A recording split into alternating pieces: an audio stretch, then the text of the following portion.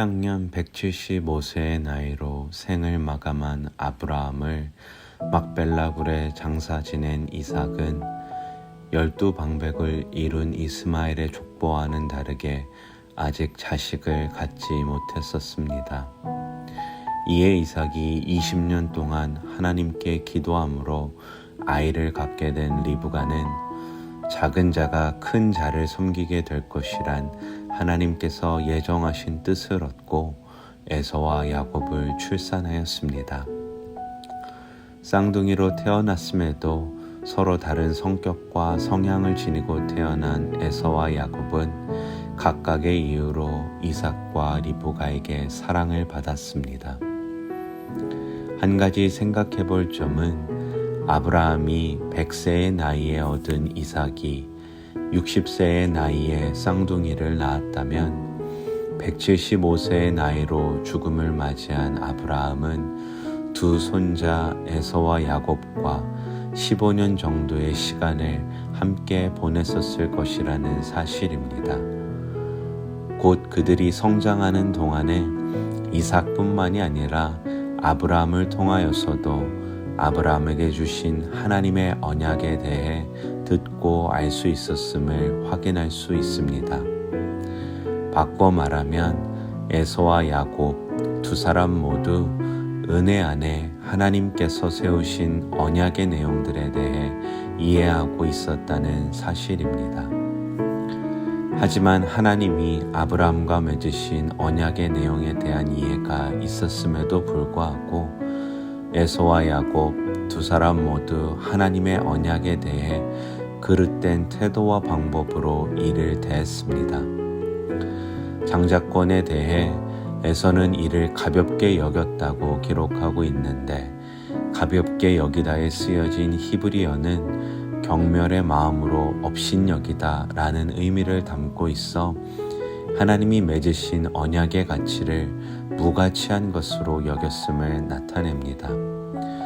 반대로 야곱은 그 언약 가운데 장자를 통해 주시는 복의 가치를 옳게 이해했지만 그것을 자신의 유익을 위해 자신의 방법대로 취하려는 욕심의 태도를 보였습니다. 하나님의 일방적인 은혜로 언약을 받은 아브라함과 마찬가지로 크리스천의 삶은 하나님이 일방적으로 베풀어 주신 은혜 안에서 믿음으로 인해 의의 자녀가 된 자들입니다. 이는 우리가 하나님의 은혜 안에서 우리를 위하여서 죽으시고 부활하신 예수님을 믿음으로 인해 크리스천의 참된 정체성이 확립되어짐을 믿고 확신한다면 우리의 믿음의 삶에는 더 이상 세상의 가치와 기준과 방법이 적용되어질 수 없고 타협되어질 수 없음을 의미합니다.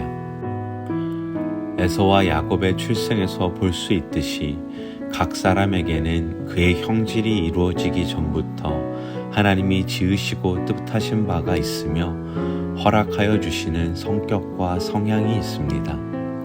하지만 예수 그리스도를 통하여 하나님을 믿는 믿음을 갖게 된 후에는 나의 성격과 성향을 바탕으로 한 신념과 생각, 분석과 계산이 삶의 기준이 되어서는 안 됩니다.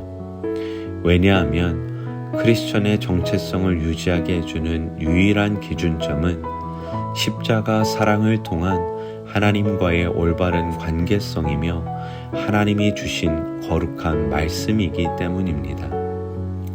이에 대해 사도 바울은 이 세대를 본받지 말고 오직 마음을 새롭게 함으로 변화를 받아 하나님의 선하시고 기뻐하시고 온전하신 뜻이 무엇인지 분별하도록 하라고 권면합니다. 그러므로 우리의 삶 속에 말씀의 정신과 그 가치를 너무나 쉽게 무가치한 것으로 여기며 이 세대의 풍조와 타협하려는 태도는 없는지, 혹은 하나님의 선하시고 기뻐하시고 온전하신 뜻과는 무관하게 내 판단과 느낌을 따라 내 계산과 방식대로 말씀을 지키려는 태도는 없는지 다시 한번 우리의 중심과 기준을 돌아봅시다. 크리스천의 삶은 나의 방식이 아닌 은혜의 방식대로 사는 것임을 잊지 맙시다.